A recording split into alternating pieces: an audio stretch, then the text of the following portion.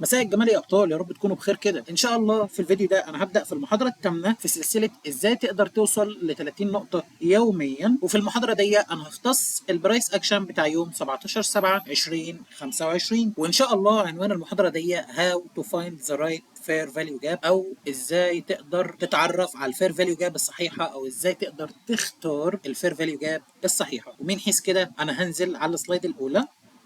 ده الفريم اليومي للناسداك، ولو سألتك انت شايف ايه دلوقتي على الفريم اليومي على الناسداك، هتلاقي ان انا عندي اخر شمعتين هابطين قبل ما السعر يصعد للاعلى. الشمعتين دول عبارة عن ديلي اوردر بلوك. السعر يوم 17 افتتح هنا، نزل اتريد الديلي اوردر بلوك وهو سعر الافتتاح بتاع الشمعتين دول، والسعر انطلق بقوة للاعلى. وفي الحالة دي لو انا بتريد على الديلي رينج او انا بتريد داخل نطاق شمعة اليوم، اكيد مش هيكون عندي معلومات كافية اقدر استند اليها او اقدر اعتمد عليها في ان انا اخد تريد، وبالتالي لازم انزل لفريمات اصغر وابتدي اشوف الصورة اوضح. وبالتالي لو هنزل على فريمات اصغر هنزل على فريم الساعة.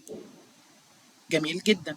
ده دلوقتي فريم الساعة للناسداك، وبالتالي أنا محتاج أسألك دلوقتي وأقول لك أنت شايف إيه قدامك على فريم الساعة. وفي الحالة دي طبعا لازم توقف الفيديو وتجاوب على السؤال ده في دماغك، وتشوف هل الإجابة دي كانت إجابة صحيحة ولا إجابة غلط. لو دخلت في السلايد اللي بعديها هتلاقي إن أنا هنا كان عندي سوينج هاي، سوينج لو. السعر صعد كسر لي السوينج هاي دي، واثناء ما السعر كسر لي السوينج هاي دي ساب لي فير فاليو جاب، وبالتالي الفير فاليو جاب دي بالنسبه لي بوينت اوف انترست. طبعا انا عندي الباي سايد ليكويديتي او قمه الاسبوع السابق كمستهدف لحركه السعر، وبالتالي القمه دي بما ان انا التحيز الاسبوعي واليومي بتاعي بولش، فبالتالي القمه دي هستخدمها كدرو اون ليكويديتي او كانها مغناطيس يجذب السعر للاعلى. طيب ليه الفير فاليو جاب دي صحيحه، او اختيار الفير فاليو جاب دي كان دقيق جدا؟ ده يرجع للسلايد الثانيه اللي انا وريتك فيها ان السعر نزل تريد اخر شمعتين هابطين قبل ما السعر يصعد للاعلى، وبالتالي السعر اثناء التفاعل ده كان سايب السوينج هاي، نزل بالسوينج لو دي اللي انا بشير اليها دلوقتي، تريد الديلي اوردر بلوك اللي على الفريم اليومي، والسعر ابتدى يصعد للاعلى. هل ناتج التفاعل ده كان ناتج زي ما انت شايف في السعر هنا؟ شايف حركه السعر هنا؟ هل ده انت شفته هنا؟ لا، السعر مجرد ما نزل التريد الديلي اوردر بلوك لقيت السعر صعد بقوه للاعلى. طبعا الصعود ده ما كانش صعود عشوائي، لا، السعر انا استدليت بيه على حاجات كتير، زي ان هو عمل لي ماركت ستراكشر شيفت هنا، زي ان هو ساب لي فير فاليو جاب هنا، والفير فاليو جاب اللي هنا كانت فير فاليو جاب ايجابيه. طبعا لو تلاحظ ان انا بستخدم بي دي اري واحد فقط لا غير، او اتنين بي دي اري فقط، عشان انا اخليك منتبه، مش عايز اخليك مشتت. يعني انا بكل بساطه ممكن اقول لك ان الشمعه اللي عندي هنا دي، الشمعه دي عباره عن ميتيجيشن بلوك. السعر لما اعمل لها ريفير او لما ارجع لها مره ثانيه السعر صعد للاعلى، وكده انا هبقى بعقد عليك الامور. لكن انا بحاول اخلي لك الامور بسيطه سهله، بحيث توصل لك بشكل مبسط، شكل سريع، شكل عملي تقدر تستفاد منه في الماركت. طيب يعني ايه فير فاليو جاب في الاساس؟ فير فاليو جاب عباره عن ان قمه الشمعه اللي موجوده هنا ما يحصلش بينها تلامس ما بين قاع الشمعة الثالثة. إذا الباترن بتاع الفير فاليو جاب هو مكون من 3 شموع، هي الشمعة الأولى اللي هي الشمعة دي، الشمعة الثانية، الشمعة الثالثة. لو أنا لقيت قاع الشمعة الثالثة ما فيهوش أي تلامس ما بينه وما بين قمة الشمعة الأولى، ده اسمه فير فاليو جاب. طبعا لو حبيت أدخل في تفاصيل أكتر هيكون الموضوع صعب جدا، لأن الموضوع عايز شرح كتير جدا، ولكن بكل بساطة أنا لما بيكون عندي 3 شموع زي كده وأفتقد فيهم لسيل سايد ديليفري، أو بمعنى إن السعر في الصعود ده أو في الشموع اللي بيكونها هنا هي شموع كلها صاعدة ما فيهاش أي سيل سايد ديليفري،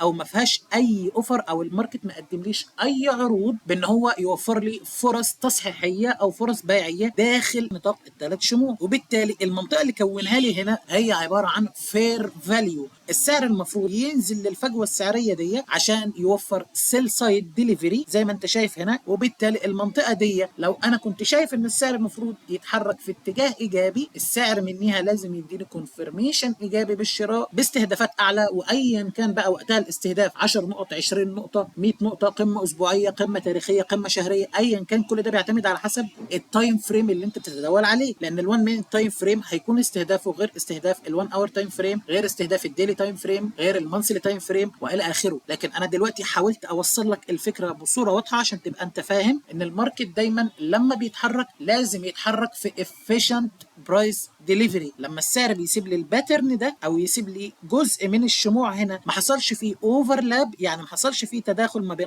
قاع الشمعه الثالثه وقمه الشمعه الاولى، فالمنطقه دي بتبقى ان efficient في الدليفري بتاع الماركت، فبالتالي الماركت لازم ينزل ليها مره ثانيه عشان يخلي المنطقه دي فيها efficient دليفري، وبالتالي يقدر السعر يستكمل في الاتجاه الصاعد. اتمنى اكون وصلت لكم المعلومه بشكل مبسط. طبعا الموضوع كبير جدا ولو قعدت اتكلم فيه مش هيكفيني ساعه او اتنين، ولكن انا حاولت اوصل لك الفكره بشكل مبسط عشان تفهم امتى اقدر اعتمد عليها واستند اليها. ان انا في حاله ان السعر تفاعل مع ديلي اوردر بلوك زي ما السعر نزل هنا وكون لي جاب ايجابيه شفتها بالمنظر ده مع ماركت ستراكشر شيفت مع باي سايد ليكويديتي، انا بستنى السعر ينزل هنا يديني تاكيد على فريمات صغيره واستهدف منيها استهدافات للاعلى. جميل جدا. هدخل بقى على السلايد اللي بعديها. طبعا مش محتاج اقول لك ان انا هنا محدد الرينج بتاع الساعه 8 للساعه 9، وزي ما انا قلت لك قبل كده ان الرينج ده القمه والقاع بتاعته بيتضرب كل يوم على المؤشرات، وبالتالي زي ما انت شايف قدامك في الرينج ما بين الساعه 9 للساعه 8 صباحا بتوقيت نيويورك. مش محتاج اقول لك ان التوقيت هنا نيويورك يو تي سي -4. في الرينج ده انا عندي ده القاع اللي موجود هنا بتاع السي ار تي، ودي القمه اللي موجوده بتاعه السي ار تي. وبما ان انا تحيزي بولش اذا المفروض اشوف السعر يضرب لي القاع بتاع السي ار تي لو وابتدي اشوف السعر يكون لي بولش سيت اب للاعلى. لكن هل ده اللي حصل هنا؟ لا، السعر هنا طلع لكود السي ار تي هاي الاول، وبالتالي انا هنا ماليش دخول. الدخول الوحيد ليا ان انا استنى الساعه 9:30 او افتتاح المؤشرات الامريكيه واشوف السعر هيعمل ايه مع السي ار تي لو. في حاله ان السعر خد السي ار تي لو اذا انا توفر عندي سيت اب، السعر ما خدليش السي ار تي لو انا ما عنديش اي سيت اب. ممتاز جدا. هدخل بقى على السلايد اللي بعديها. طبعا السلايد اللي بعديها انا بوضح لك ان انا عندي الفتره ما بين الساعه 9:30 للساعه 11 السعر نزل عمل مانيبيوليشن للسي ار تي لو والسعر ابتدى يصعد للاعلى. طبعا زي ما انت شايف عشان السعر متفاعل مع ديلي اوردر بلوك والبايس بتاعي كان ايجابي، السعر من السي ار تي لو هنا لحد الاغلاق السعر اتحرك 127 نقطه. طبعا الغرض من السلايد دي هو غرض تحفيزي بحت، عايز اوصل لك منه ان ال 127 نقطه ان انت تعملهم في يوم ده حاجه سهله، ده حاجه بسيطه. لكن زي ما انا وضحت قبل كده في البدايه ان هدف السلسله هنا انك تبتدي تمشي على نهج معين، سيت اب معين، موديل معين مش بيتغير، وبناء على طبعك البشري او طبعك كانسان، الانسان بطبعه بيحب يتطور، بيحب يوصل لنجاحات اكبر. فبالتالي من ال 30 نقطه دي انت هتبتدي توصل لل 50 لل60 لل70 لل100 نقطه زي ما انا قلت لك قبل كده، واكتر من 100 نقطه كمان. ولكن الفكره زي ما انا قلت لك قبل كده ان انت لازم تعتمد على موديل وسيت اب واحد ما تغيرهوش وتستمر على الكلام ده لمده سنه ونص لسنتين. من بعديها هتبتدي تشوف نتيجه تعبك وصبرك والتزامك بموديل واحد مش بيتغير. وبكده انا هدخل على السلايد اللي بعديها. طبعا انا استنيت السعر هنا ينزل يعمل مانيبيوليشن للسي ار تي لو، واستنيت الجاب دي تتكسر. مجرد ما السعر كسرها علقت الليميت اوردر بتاعي عند الانفرجن فير فاليو جاب اللي موجوده هنا واستهدفت من السعر 30 نقطه. طبعا السعر زي ما انت شايف هنا ما نزلش الانفرجن فير فاليو جاب والسعر صعد بقوه للاعلى وصل لل 30 نقطه، ولكن السعر هنا ما فعليش الاوردر بتاعي لما انا علقت الباي ليميت بتاعي من الانفرجن فير فاليو جاب. لو دخلت على السلايد اللي بعديها هتلاقي ان هنا انا كان عندي فير فاليو جاب ايجابيه، علقت عنديها باي ليميت باستهداف 30 نقطه كمان، ولكن السعر ما نزلش للجاب دي والسعر ابتدى يصعد للاعلى جاب لي ال 30 نقطه مره ثانيه. طيب هل ده معناه ان السيت اب بتاعي فيه مشكله؟ لا، ولكن الفكره هنا ان انا لما هشارك معاك التو تريدز اللي السعر ما فعلهمش، انا هنا عايز اوصل لك رساله مبطنه ان ده شيء بيحصل معايا وشيء هيحصل معاك. لكن الفكره هنا انت هتتعامل ازاي مع السعر، انت هتتعامل ازاي مع الحركه دي. هل انت هتدخل بشكل اجريسيف؟ هل انت هتتخلى عن اداره راس مالك؟ ما هو الفكره من ان انا اقول لك استخدم دايما باي ليميت، ان الفكره في الباي ليميت انت لما بتعلق مثلا باي ليميت هنا وتيجي تحط الستوب لوس هنا، بيقول لك انت لو دخلت من هنا وحطيت الستوب لوس بتاعك هنا هتخسر كام. فبالتالي لو السعر نزل ضرب لك ستوب انت عارف انت هتخسر كام. لكن لو انت دخلت بشكل اجريسيف من الشمعه دي من الشمعه دي من الشمعه دي، ده دليل على ان انت داخل بشكل ايموشنلي، داخل بشكل اجريسيف، داخل بشكل مش متقبل فيه ان السعر ما يفعلكش الاوردر بتاعك، وبالتالي داخل بشكل متفاعل مع الشموع. يعني انت شايف الشموع الصاعده بالمنظر ده، فبالتالي انت مش عاوز تفوت الفرصات، وده نوع من انواع الخوف اللي انت ممكن تواجهه والمسمى بفير اوف ميسنج اوت. فبالتالي الحاجات دي لما انا بنزلها لك، الحاجات دي بتكون فيها موتيفيشن كبيره جدا ليك، وبالتالي لما انا اشارك معاك حاجه زي كده انت تلقائي المفروض تفهم ان انت ممكن السيت اب بتاعك يكون متكون والموديل انتري بتاعك يكون موجود والسعر ينزل يضرب لك ستوب. انت ممكن السيت اب بتاعك يكون متكون، انت ممكن الموديل انتري بتاعك يكون موجود والسعر ما يفعلكش الاوردر. دي كلها حاجات انت هتتعرض لها في الماركت، لكن الفكره انت ما عندكش لسه فكره اتعامل معاها ازاي. وهي دي الفكره، ان انا لما بتعامل دايما بباي ليميت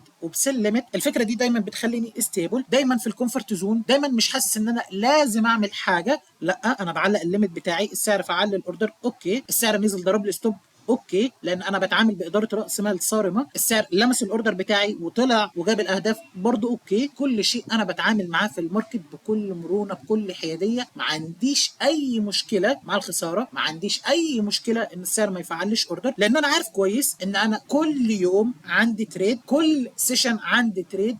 اسمع بقى دي كويس، كل ساعه عندي تريد. لكن الفكره اللي انا بحاول ازرعها فيه هي فكره الانضباط الالتزام. وبالتالي لو انا هخليك منضبط وملتزم هتلاقيني دايما بكرر عليك فكره الدخول بالليميت اوردرز. ليه؟ لان الفكره دي مش هتخليك متهور، مش هتخليك تحس ان دايما في حاجه فايتاك، مش هتخليك تحس دايما ان انت لو قرارك غلط هتخسر قد ايه من راس مالك. وبالتالي الحاجات دي كلها انت بتتعرض لها، انت مش بتبقى فاهم او مش بتبقى عارف هو انا غلط، هو انا صح، هو التحليل بتاعي صح، هو البيهيفير بتاع الماركت النهارده سليم. الحاجات دي كلها بتخليك تعاني من كتير من الشكوك في نفسك، الحاجات دي بتخليك دايما تقلل ثقتك في نفسك. فبالتالي لما انا اعمل معاك شير للحاجات دي لازم تفهم ان انت مش وحدك، ولكن دي حقيقه ولازم تتقبلها، ان في اوقات السعر مش هيفعل لك الاوردر رغم ان كل حاجه بيرفكت 100%، السعر ممكن ينزل يضرب لك ستوب عادي رغم ان كل حاجه 100%. ولكن دايما اداره راس مالك الصارمه اللي انت مستحيل